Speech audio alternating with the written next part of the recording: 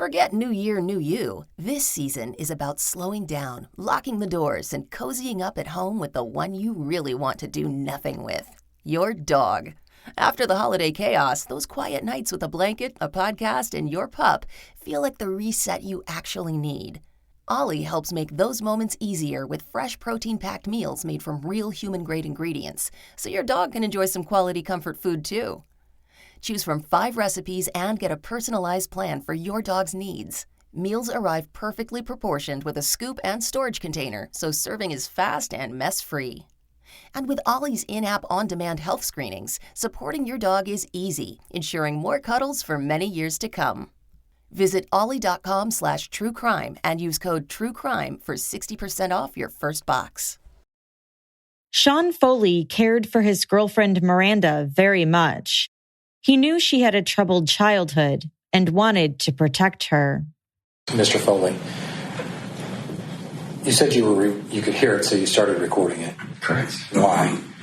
It was him admitting to all the abuse and raping her growing up, and it was him talking. It was him acknowledging it, him talking about it. It was him admitting that he had done it. That's Sean talking in court about Miranda's, quote, stepfather, Jimmy Shelton.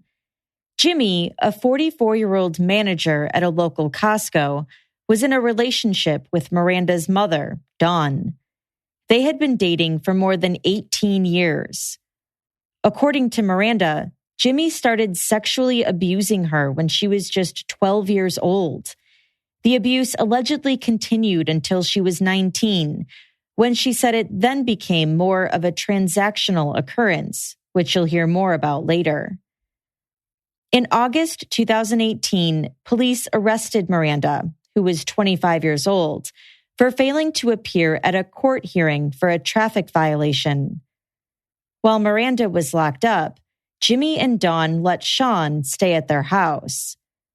Sean, at 24 years old, was out of work and his car was broken down.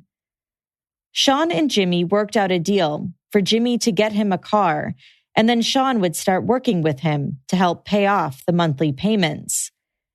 But in the early morning hours of August 28th, Jimmy had another idea, and it involved a proposition for Miranda.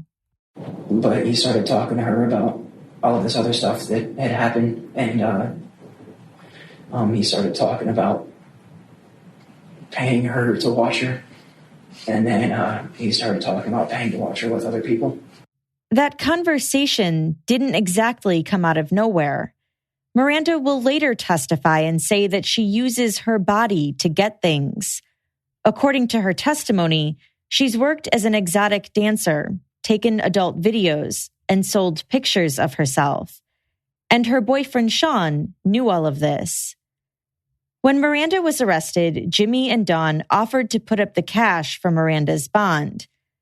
On August 27th, Sean and Miranda's sister pick her up from jail around 8 p.m. They stop to get barbecue for dinner, then pick up alcohol from the liquor store. They drive home, where Sean, Jimmy, and Miranda drink, and they drink a lot.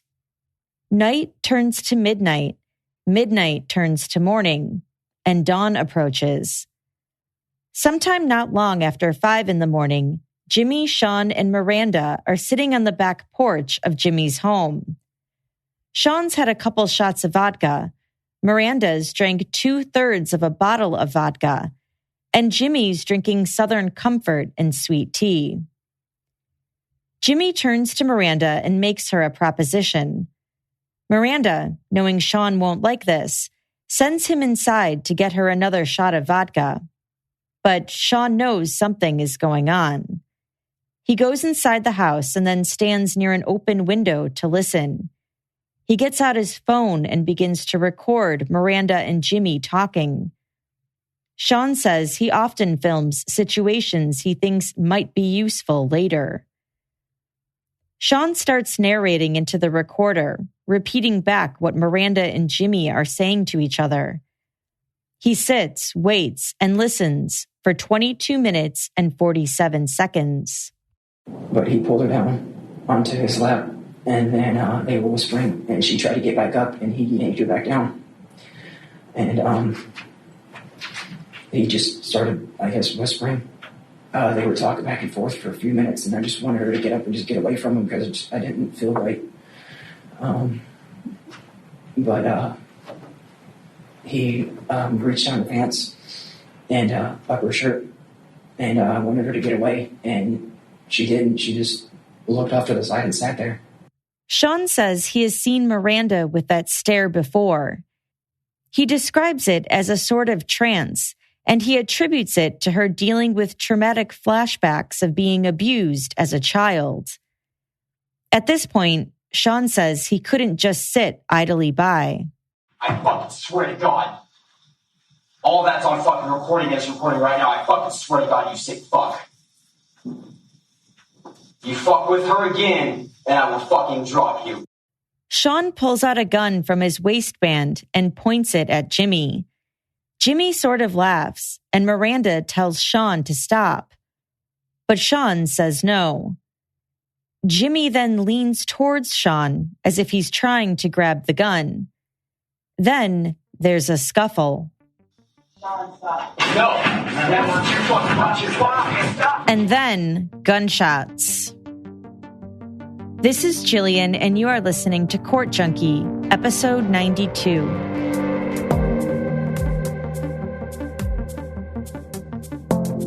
As all of you court junkies know, following criminal trials and court cases is definitely my passion, but sometimes I definitely need a break. So whenever I feel like I need a mental palate cleanser, my go-to refresher is this game called Best Fiends. Best Fiends is a puzzle game that you can play right on your phone. You go through all these levels, solving challenging puzzles and engaging your brain. It's a casual game that anyone can play, and it's really fun. Let's see, I've been playing it for a couple months now, and I'm currently at level 74. I had a doctor's appointment the other day, and while I was waiting for what seemed like forever in the waiting room, I just took out my phone and started playing Best Fiends. Before I knew it, the doctor was there. One other cool thing about it is that you don't need Wi-Fi to play it, so it's great for when you're without the internet, like on an airplane, for example.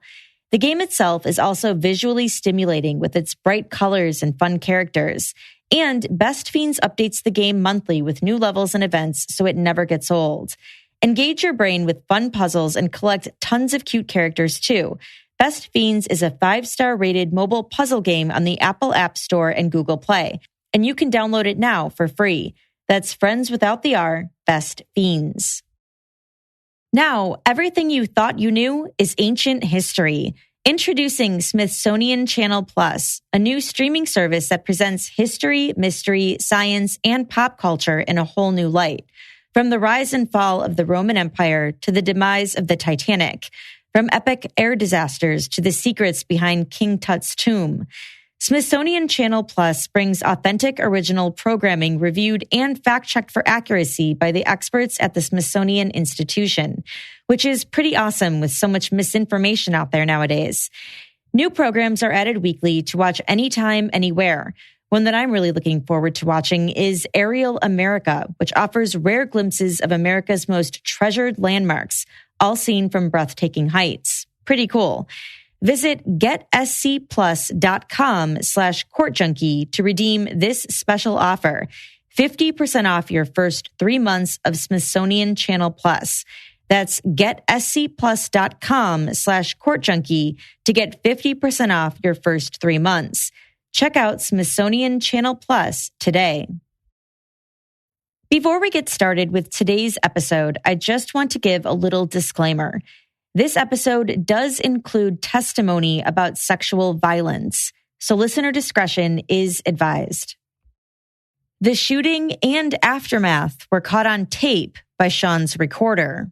He was molesting her. I have it all on recording. Do you shoot him? Yes, he was molesting her. What? I don't know. I fucking... Miranda, come here now. I don't care. You still got a jail time. Miranda, come here now. Miranda, come here now. He fucking rushed me. Come now. Come here now. Sean calls 911 and tells dispatchers that Jimmy rushed him. He says Jimmy was molesting Miranda and her pants were down. 911. I'm at 808 Beaver Drive now. I fucking shots fired. My girlfriend's being molested by her stepdad. I need police here now. Shots fired. Shots fired. Yes, sir. Miranda, come here now. Please come here. I was recording. He was trying to rape you for a fucking car. Yes, sir. Yes, sir. Yes, sir. They said he's not breathing. Yes, sir. The guy that I fired on, he was trying to rape my girlfriend. Please, they're all on the phone right now. I need officers here now, sir. My name is Sean Foley. I'm an Army veteran, sir. Honorable discharge. I have my carry permit. I have it on recording. He was trying to rape my girlfriend for a fucking car. I came outside and told him to stop. She pulled her pants up. He rushed me. I opened fire, sir. I need officers here now. Please, please, please.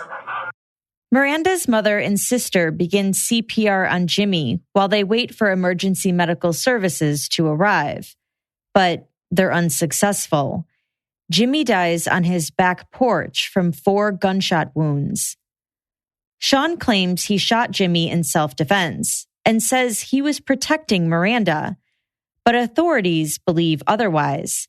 They say Sean planned this out, waiting for the right opportunity to shoot Jimmy. The Blount County Sheriff's Office announced Sean's arrest the next day, and he was ultimately charged with first-degree murder. He went to trial in August 2019.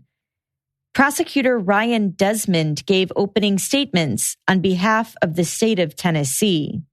22 minutes and 47 seconds.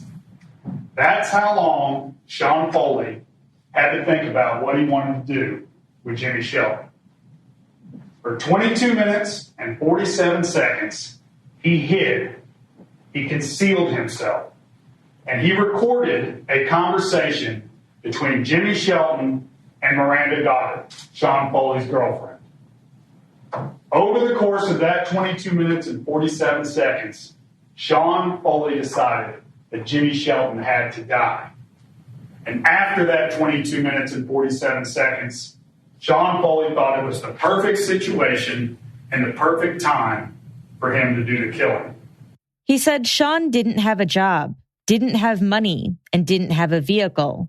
He didn't have much. What did he have? His girlfriend Miranda, a phone, and a .40 caliber handgun with a fully loaded magazine. On that August night, prosecutors say Miranda was using her body to negotiate a deal with Jimmy for a car. The state claims she was 25 years old and was consenting. Desmond said Sean was listening to them talk about their past, talk about what they're going to do, and what's going to happen to make this deal go through. And he decides he ain't having it. He's going to take matters into his own hands. He's going to remove Jimmy from the equation. He said Sean then waited until Jimmy and Miranda started to make good on their deal. Then, on Jimmy's own porch, Sean raised his gun and pointed it at him. And that's when he threatens him. He threatens him and says, "If you touch her again, I'm going to drop you. I am going to drop you."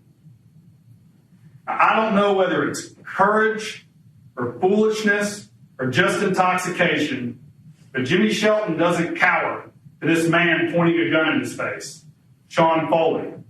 Even though Sean Foley has a gun pointed at him and Jimmy Shelton's hands are empty. He's wearing gym shorts, a t-shirt, and sandals. He's got nothing. Miranda walks up. What does she say? "Sean, stop. Sean, stop." Sean ain't having it. And when Jimmy doesn't cower, when Jimmy doesn't back down, Sean Foley unloads on him.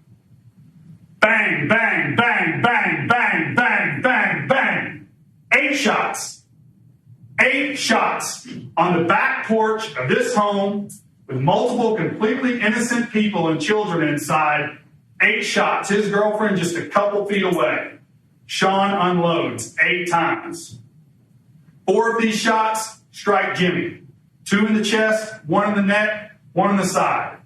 4 of them strike all sorts of objects that are right around him. The defense had a different version of events. Attorney Aaron Kimsey presented opening statements on Sean's behalf. He said molestation, manipulation, and mischaracterization, that's what this case is. He told the jury that Jimmy molested Miranda since she was 12 years old and that it continued. He said the state is correct and that Miranda is 25 now, but he said the damage caused still remains. He told the jury that Jimmy is the one who waited. He waited until Miranda was drunk.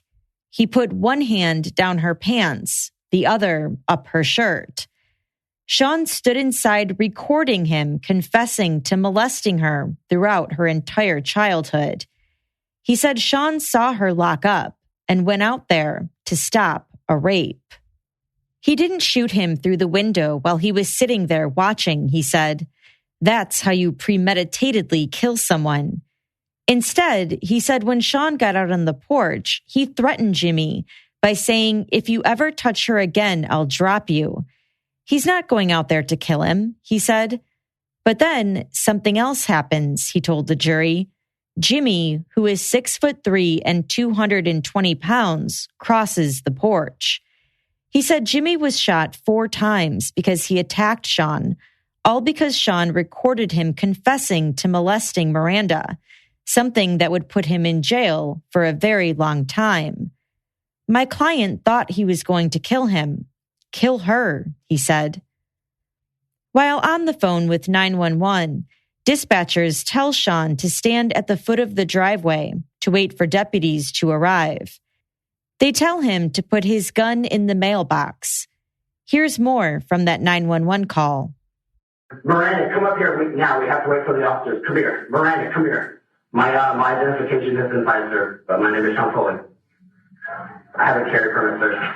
Miranda, come here now. Now, please, come here. We have to go. By the way, we have to wait for officers. Come on. That man is not going to fucking touch you anymore. Okay.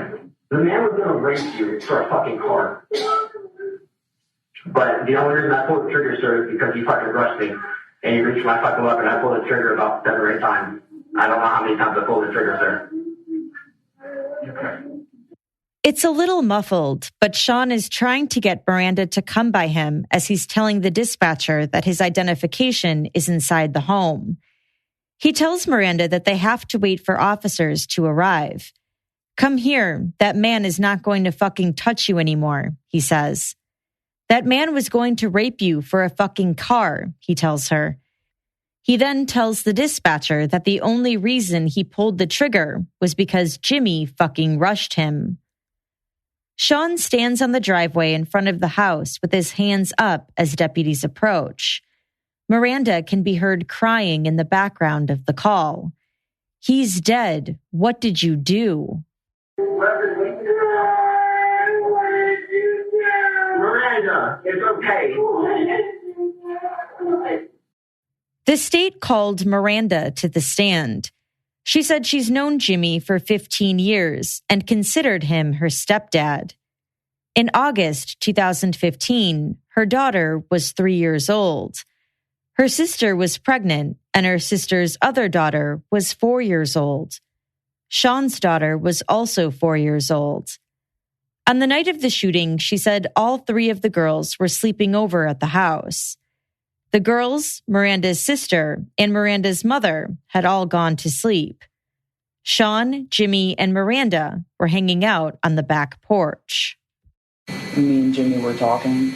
I was asking him why he did the things that he did in the past, and it just escalated from there. Okay. When you say it escalated from there, what do you mean? Propositioned me in order to get a car. Okay. Were you a willing participant in that conversation? Yes. Was there anything about that conversation that was forced by Mr. Jimmy Shelton? No. Did he ever force himself on you? No. Now, what was the deal that you all were working out? He was trying to look at me and maybe touch me or have me get with some friends and record stuff so that he could see it or him record it himself. I don't really remember all the details of the conversation. Okay. She said as the conversation progressed, Jimmy put his hand on her leg. Her pants were down. That's when Sean walked out and told Jimmy to stop touching her. She said she pulled her pants up and Jimmy stood up, and that's when Sean started yelling at Jimmy. Did Jimmy ever tackle Sean? I didn't see it happen. Okay. What caused the defendant to shoot Jimmy Shelton? I'm not sure. And did you ask Sean for help? No. Did you call for help? No. Did you scream for help? No. Miranda testified that she didn't need help from Sean that night. But on cross-examination, Sean's defense attorney asked her if the contact between her and Jimmy really was consensual. Did Mr. Shelton ever touch you sexually without your consent? Yes. When was that? When I was a child. How old were you? Between 12 and 19. Okay. And for some reason it stopped when you were 19? No, but it was different. How was it different? Because we made arrangements. We Okay. made deals. That's when he started paying you for it? Yeah, in one way or another. She said when she was 19, they started making deals and that he started paying her for it one way or another. She told the jury that she drinks a couple times a week. That night, she recalled drinking 2/3 of a bottle of vodka. Do you remember being placed in handcuffs? Yes. Remember being placed in the back of the car? Police car? Yes. Okay. Do you remember what she said in the back of that police car? Not really. I was freaking out. Then a question from the jury. At what point did the defendant unholster the weapon, before or after Jimmy rushed him? He came out with the gun already up. The state also called Miranda's mother, Dawn McGinnis, to the stand. Dawn said she went to bed around 11 p.m. that night. At about 12:30, she woke up and saw that Jimmy wasn't in bed yet. She went to remind him that he had to work early. I said, honey, you got to be up in the morning. We work a morning shift. And at that time, Miranda came running out, hugging me and said, I love you, Mom. And she just had a shower and everything. And so her and Sean and Jimmy were there in the dining room, kitchen area. And when was the next time you saw Jimmy after that? He came in about 5 minutes after that, and he kissed me and told me that he loved me. He'd be in just a little bit. Dawn woke up again around 3:30 and saw Jimmy, Sean, and Miranda hanging out and having a good time, so she went back to bed. She woke up a third time around 6 to the sound of gunshots. At first, she thought it was Jimmy shooting for fun in the backyard. She went out the back door and saw him laying on the deck. Miranda was curled up in a ball, crying and saying, no, no, no.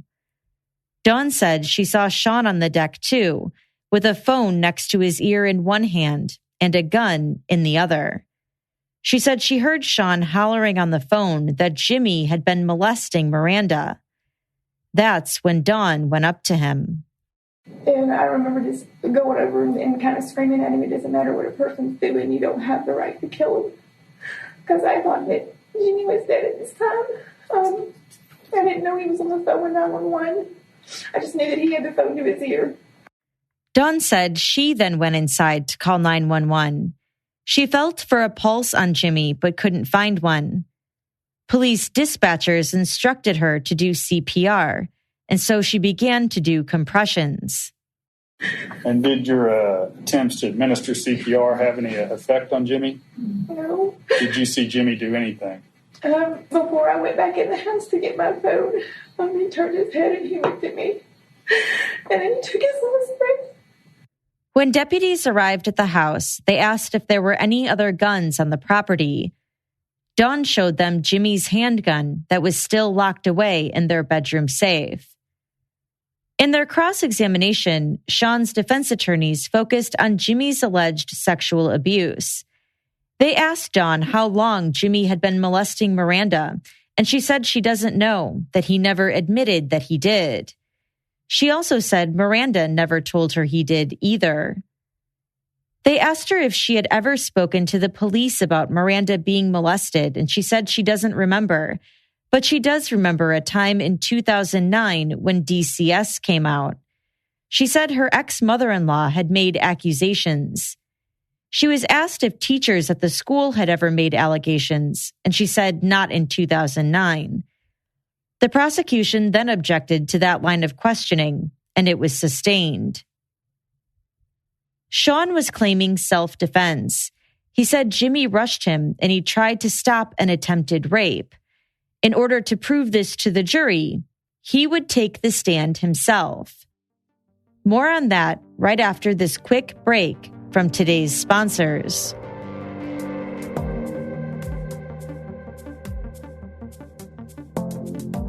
When I talk about Stamps.com, I always wonder who in the world still goes to the post office and why. Stamps.com brings the post office right to you. No need to interrupt your workday to fight traffic to get there, especially now during the holidays when it's extra busy with people sending holiday cards and gifts. Stamps.com brings all the services of the U.S. Postal Service right to your computer. Whether you're a small office sending out invoices, an online seller shipping out products, or even a warehouse sending thousands of packages a day, Stamps.com can handle it all with ease. Not to mention, you can save money with discounts that you can't even get at the post office. You get 5 cents off every first-class stamp and up to 40% off priority mail. Stamps.com is a no-brainer, saving you time and money. It's no wonder over 700,000 small businesses already use Stamps.com. Don't spend a minute of your holiday season at the post office this year. Sign up for Stamps.com instead. There's no risk, and with my promo code, COURT, you get a special offer that includes a 4-week trial plus free postage and a digital scale. No long-term commitments or contracts. Just go to Stamps.com, click on the microphone at the top of the homepage, and type in COURT. That's Stamps.com, enter code COURT. Stamps.com. Never go to the post office again.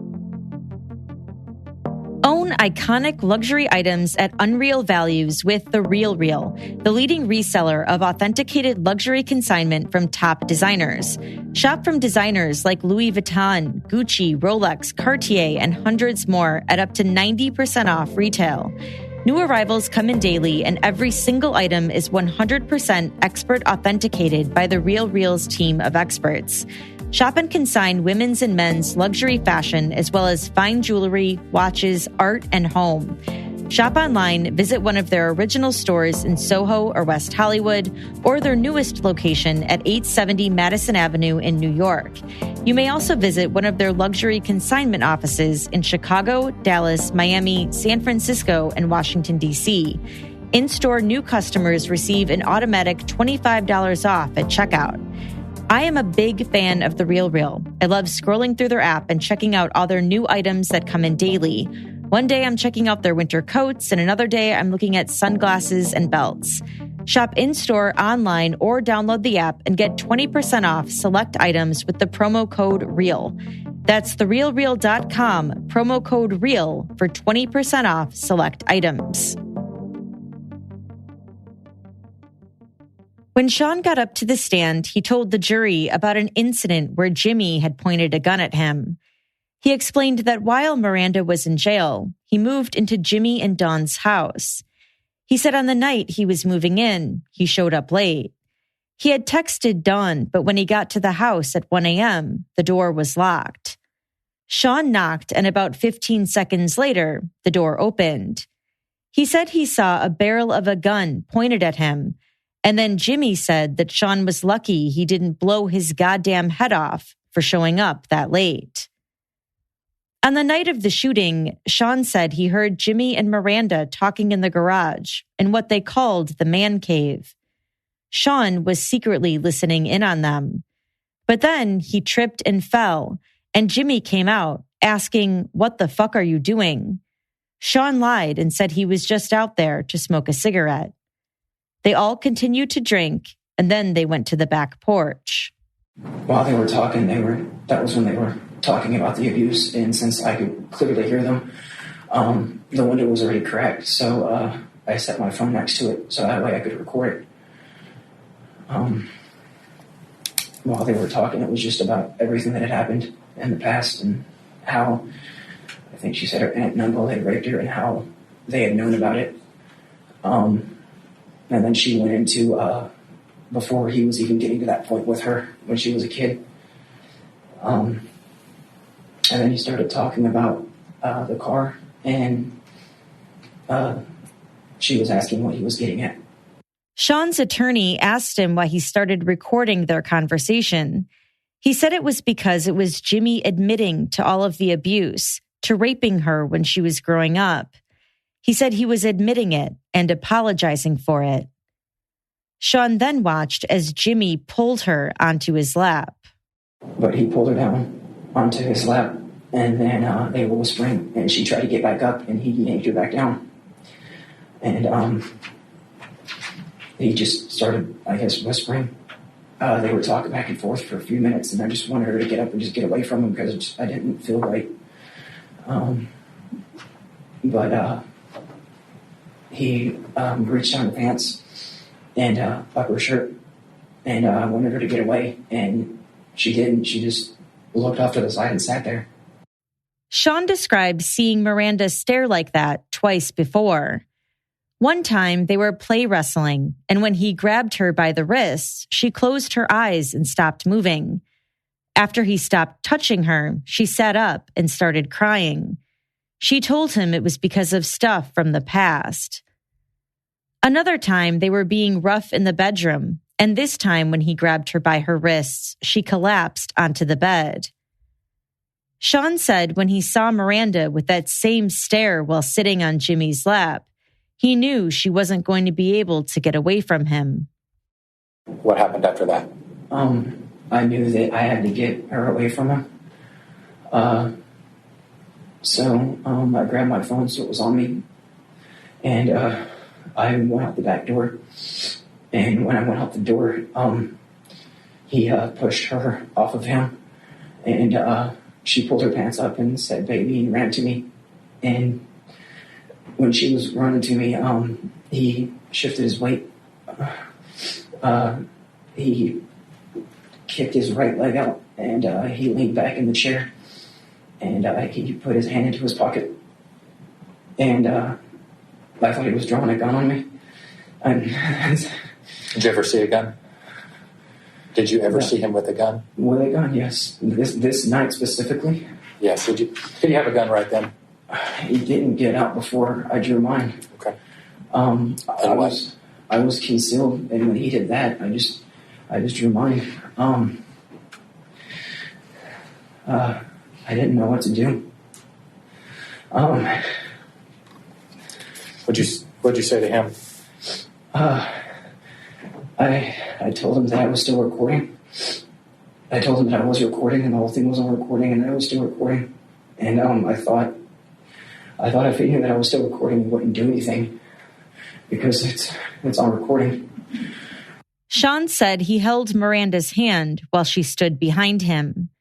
He walked back towards the door, trying to get away. Everybody was yelling, and what'd you say? I told him that if he touched her again, that I was going to drop him. Okay. And then what? Take a deep breath. I was walking backwards, and Miranda was yelling, and then he laughed at me and asked if I was man enough. And I just remember trying to get away. I was pushing Miranda towards the door, and I looked back to the doorway to try to get away because we were in the corner of the house. And when I looked back at the doorway, I heard her scream, "Stop!" And I looked up, and he was in front of me, and he was running at me, and he had his hand out. And then he grabbed the top of my weapon, and I don't know how it got to me so fast. But it went off. And I just remember pushing Miranda backwards and trying to jump on top of her. And I don't know. How many times did you pull the trigger, Sean? Mr. Foley? 8 times, I think is what they said. After Sean shot him, he called 911. Then he tried to get Miranda to follow him away from Jimmy. I was afraid he'd still get up and come after us. Do you think he was going to kill you? Yes. Why? I just saw him trying to rape her.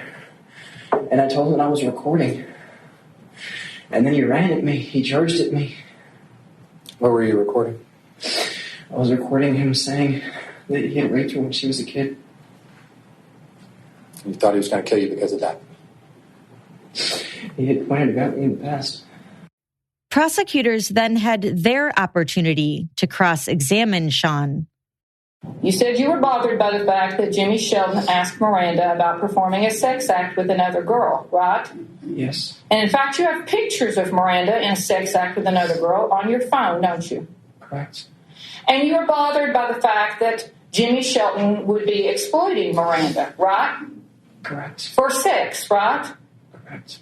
And in fact, you were exploiting Miranda for sex. Didn't you record the two of you having sex together? They were personal videos. And she sold it, didn't she? She sold them, yes. And you put on Facebook that you were okay with it, didn't you? I made one post, correct? She asked him if he was surprised by the conversation he overheard between Jimmy and Miranda that night. Sean said he was guarded.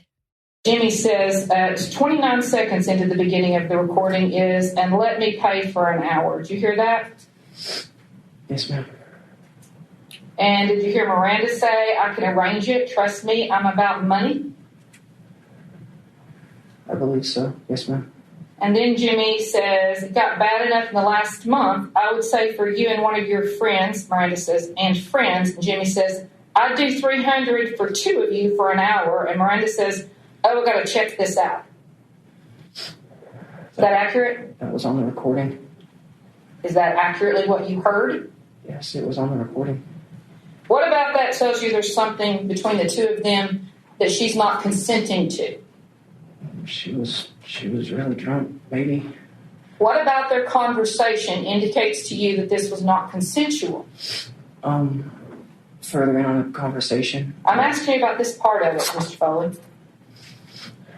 They're just talking at this point. There's no rape or sexual assault going on. So you're saying that I'd do $300 for 2 of you for an hour, and her response, oh, I got to check this out, is not a consensual conversation. Between a stepdad that raped a child. In the recording, Jimmy goes on to say, just the 2 of you, you 2 on each other. Miranda says to Jimmy, you've done nothing but try to do right by me, and I will not deny that, and try to make up for what you've done. Miranda then goes on to say, all right, what are you fetching for? Jimmy says, you want to play? Later, Miranda says, we can arrange something. They talk about arranging something in exchange for a car. At one point, Jimmy says, I just don't want this to get back to your mother. Miranda assures him she can make sure of that. Prosecutors say this conversation sounds consensual. They asked Sean why he didn't stop this conversation if he thought that it wasn't. Sean said he was terrified. Prosecutors pointed out that Sean had a gun on him. Sean said he always carries a gun concealed in his waistband. And the gun that was introduced earlier into evidence in this case, that's your gun? Yes, ma'am. That's the one you had? Yes, ma'am. And you had it on your person? Yes, ma'am. And it's 6 o'clock in the morning? I believe so, yes, ma'am. And you're terrified? Yes, ma'am. While you're standing inside the house hidden? He told me to be away. You're terrified while you're standing inside the house hidden, peeking out the window? I'm still scared. She's an adult. She's 25 years old, right? Yes, ma'am. She's perfectly capable of making her own decisions about what she does with her body, isn't she? Sober. And she's here today and testified that she didn't need your help that night. That's what she said. And that's exactly what she said. And did you hear her on the recording? You were there, but you also heard the recording, right? Yes, ma'am. The prosecutor played the moment of the shooting again so she could point out to Sean how many times Miranda told him to stop. How many times did you hear there? Do you want me to help you at 6? Did you hear 6 times of her saying, Sean, stop, stop, stop, stop? I heard her say, Sean, stop, and then stop, stop. She next played the portion of the recording immediately following the shooting, where Miranda asks him, "What did you do?" Does that sound like somebody who appreciated that you just shot some guy on his own porch? He charged me after he tried to draw. Mr. Foley, when you first come out onto the porch, you don't initially say to her or to anybody else that he charged you, do you? What you initially say is he was raping you, he was molesting you, right? That's why I went outside. That's not accurate at all, is it? That's why I went outside. She tried to get up and he pulled her back down. Sean was in the military for about 6 months. His discharge reason is listed as personality disorder. Sean said he was depressed because he had fractured his femur. He didn't have any handgun training during his time in the military, but he did take a handgun safety training class for his carry permit. Sean said he had known for a while about the accusations against Jimmy. Regardless, he brought his 4-year-old daughter over to the house to sleep there. Sean said that on the night of the shooting, when Jimmy got off work, he saw Jimmy take his gun out from his truck and put it in his pocket. Sean was asked about another time he had made an incriminating recording. He testified that he had previously recorded Miranda's ex-boyfriend after he beat her and put her in the hospital. Sean recorded the ex-boyfriend saying he got mad and beat the shit out of her. Police told him that they would investigate, and if needed, they would get the video from him. So you had this person who literally beat her so bad she had to go to the hospital to shoot that guy? No, ma'am. Sean said he saw Jimmy reaching for his right pocket. He thought he was trying to draw his gun. And that's when Sean said he drew his gun. He said he kept trying to leave, but that Jimmy charged him and tried to take his gun. The prosecutor asked Sean where his injuries were from when Jimmy tried to kill him. She also pointed out that Jimmy did not, in fact, have a gun on him that night. Truth of the matter is, you really wanted to shoot him, didn't you? No, ma'am.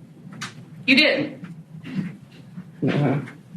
Oh, come on, Mr. Foley. You thought he was raping your girlfriend. Surely you wanted to shoot him. No, ma'am. You expect them to believe you didn't want to kill him when you walked out there and said, I swear to fucking God. What did you mean when you say, I swear to effing God? Doesn't that just beg to have completed, I'm going to kill you? No, ma'am. She played part of the recording again. You didn't want to shoot him when you said, I will effing drop you. It doesn't mean to kill, ma'am. It means to stop. You're pointing a gun at him, Mr. Foley. At this point, this is when he lunged, when he shifted. I thought he was trying to kill me. I had just walked out on him raping her. Except that he wasn't, was he? He was. In the hours after the shooting, investigators tested Sean's blood alcohol level. It came back as 0.04. Finally, the prosecution finished their cross-examination by pointing out how Sean himself was treating Miranda on the 911 call. Yeah, you're talking to her quite awful, as a matter of fact, aren't you? I'm freaking out, ma'am. You're sort of talking to her like a dog, aren't you? No, ma'am, I was freaking out. Come, Miranda. Come, Miranda. Isn't that how you're talking to her? Not quite. Come here. Really? So would the jury feel sympathy for Sean after hearing his testimony, or would they convict him of first-degree murder? On law and crime, the experts weighed in. Cheryl Dorsey, a former sergeant with the LAPD, brought up the size factor, noting that Jimmy was significantly bigger than Sean. And when we take into consideration the size of Mr. Foley versus Shelton, 6'2", 6'3", 220 pounds, he's advancing on him aggressively, almost, like a bear coming at a little kid, because this Foley guy looks like a child. It might seem reasonable to the jury that he would need to use a gun to get this big guy off him. But would it? The defense also wasn't through presenting their case yet. They had one more trick up their sleeve. The defense recalled Miranda to the stand. This time, she was their witness. Miranda had given 2 prior statements in the case, and she had also testified for the prosecution. Ms. Goddard, were you 2 intoxicated to remember what happened? Yes. Ms. Goddard, did you need Sean's protection? No. Were you being molested? No. On August 28th? No. All right, this time I'd like to introduce... The defense wanted to introduce something into evidence, and the prosecution objected. At this point, the jury left the courtroom. Sean's defense team wanted to show Miranda a prior statement she had given, one much closer in time to the actual shooting. They wanted to use this to show that her testimony was inconsistent with what she previously said, and they wanted to use it to impeach her as their witness.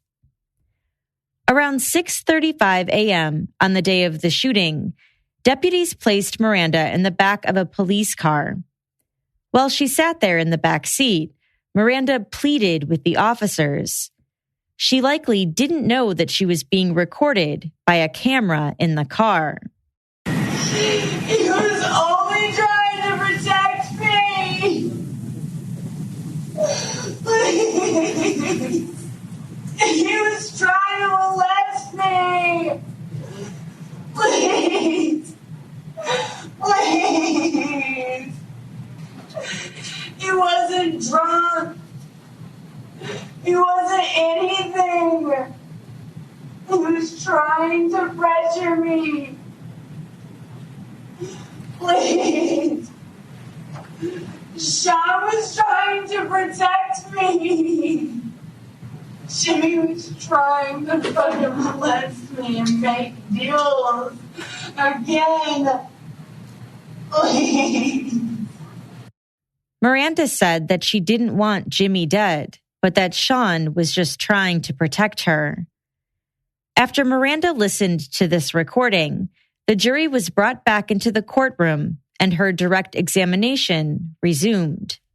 Ms. Carter, did you ever say that Jimmy had molested you on the 28th? Yes, I did say that. Okay. In the back of the police car? Is that where you were when you said it? Yes, it was. Did you ever say that Sean was that Sean was protecting you? Yes, I did say that. Prosecutors then had another chance to question Miranda. What were you saying Sean was protecting you from? Jimmy. Okay. Did at some point you tell the detectives that he was protecting you from yourself? Yes, I did. Why did you say in the back of the police car that he was molesting you? Trauma? I don't know. After both sides rested, closing arguments began. He shot and killed Jimmy Shelton, an unarmed man, no weapon of any kind, on Mr. Shelton's own back porch, without provocation, after laying in wait, after sneaking around, after listening, after recording, after narrating for 22 minutes and 47 seconds. He committed first-degree premeditated murder on August 28th of 2015. Prosecutor Tracy Jenkins told the jury that Jimmy's death was an unlawful killing. She said it was not vigilante justice. According to Jenkins, it's not reasonable for Sean to have been shocked by anything that was going on between Miranda and Jimmy. He knew about her past and knew about her work. His use of deadly force, she said, was not justified. According to him, Jimmy Shelton's exploiting her, and he's going to have to kill Jimmy Shelton in self-defense, if you believe his story, because he's exploiting her. He's exploiting her. That's what this whole thing's about. He knows what she's doing. He's letting her do it. He's sitting in there listening, and he's recording it because he's going to use it as a contingency when he goes out and shoots him. He's using Miranda. He is. The defendant is. Next, defense attorney Aaron Kimsey addressed the jury. He said Miranda's testimony first went one way, where she said she didn't need any help that night.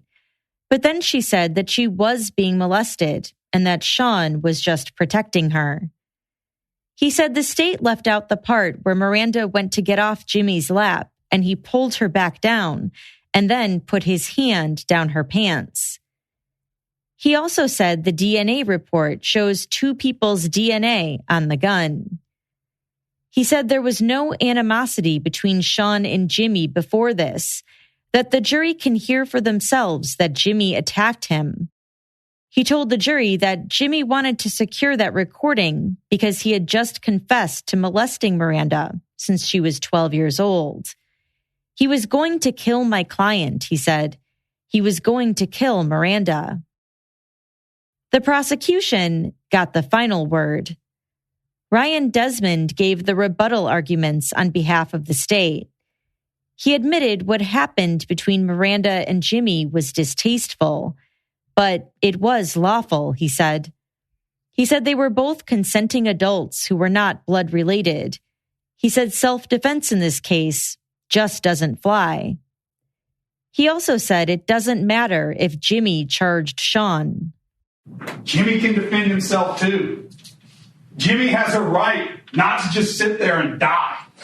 So even if you believe that Jimmy Shelton went at the defendant, he was justified in doing so. And it was his actions that provoked Jimmy Shelton to do that. It was him pointing a gun and said, "I'm going to drop you."